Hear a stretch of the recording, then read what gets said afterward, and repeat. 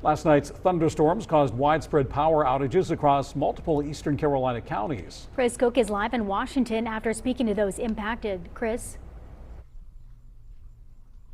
Dave, Courtney, a Duke Energy spokesperson told me the outage lasted just over an hour on their end.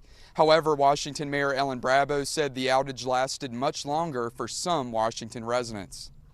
Monday evening was stressful for thousands of people in Washington. That's because of a widespread power outage that Duke Energy says knocked out power for over 6,000 customers. Patty Kent is one of those customers. She said when the power went out, she was sitting with her dog, and even the dog was stressed out. The power went out, and she just started panting really bad. Amy Fulcher lives in Chocowinity.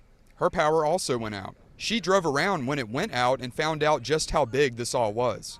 We're like, well, what are we going to do for dinner? So we came into town to see how far wide the outage was, and when we crossed the bridge, we saw that everything was dark in Washington, and so we ended up going to Greenville for dinner.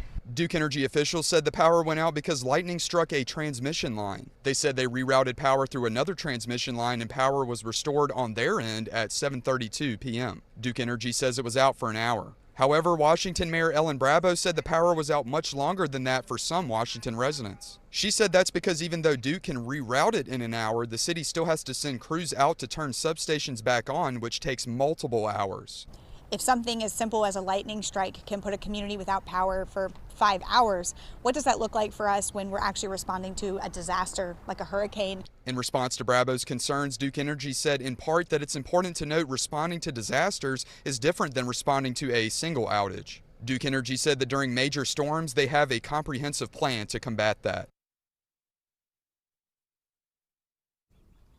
And Brabo said in response to Duke Energy's statement that she's not trying to single them out or blame them for what happened. She simply believes redundancies are important, and she's open to sitting down with Duke Energy and whoever else is necessary to have conversations about how to make sure the next outage doesn't last as long as this one did.